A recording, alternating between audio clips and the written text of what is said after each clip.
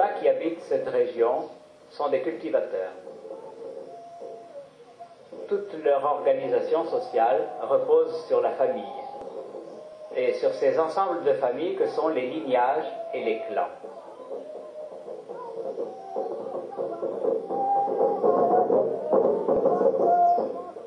Chaque clan connaît l'histoire de ses origines et de son ancêtre fondateur. Chaque clan se distingue des autres par ses traditions, ses interdits, ses lieux de culte.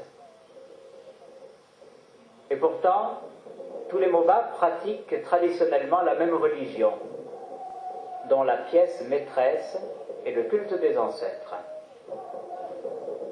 Ce culte se célèbre au niveau de la famille pour assurer la prospérité de la famille, ou au niveau du clan pour tout ce qui dépasse le cadre de la famille.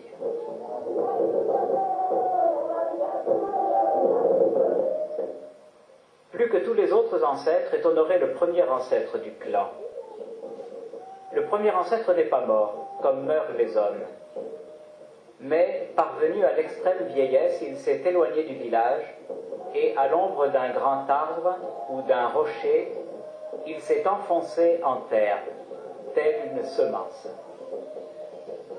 Ses enfants ont marqué ce lieu par un amoncellement de pierres, et depuis ces temps très anciens, des sacrifices sont offerts en ce lieu à sa mémoire.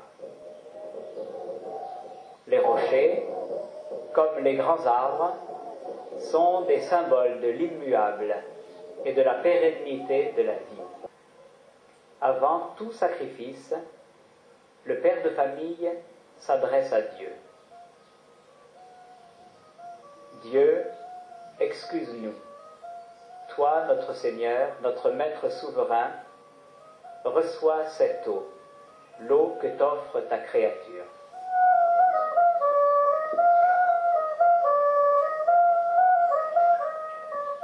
En offrant la victime, le père de famille s'adresse à ses ancêtres. Excuse-moi, Père, daigne recevoir cette poule et donne-la à ton Père. Que ton Père la reçoive et la donne à son Père. Enfin, que notre premier ancêtre la reçoive à son tour, qu'il daigne la recevoir et qu'il la présente à Dieu.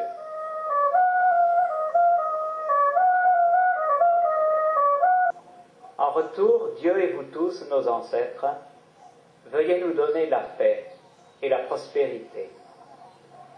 Que la terre nous donne toujours une abondante récolte, qu'il y ait beaucoup de mil et que nous soyons très nombreux pour le manger.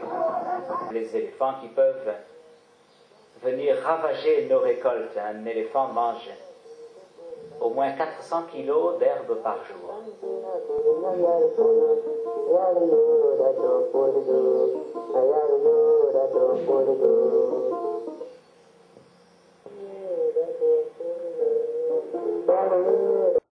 Une offrande d'eau est faite à Dieu, comme toujours, avant qu'un sacrifice soit offert.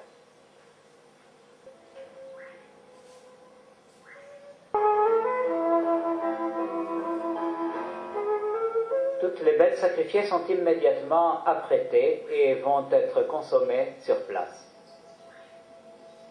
Ainsi, le grand sacrifice annuel de tous les clans Moabs se termine par un repas de communion qui va renforcer le lien vital qui unit les morts aux vivants. Et avant que les vivants ne prennent leur part de nourriture, un peu de cette nourriture est déposée sur l'autel pour les ancêtres.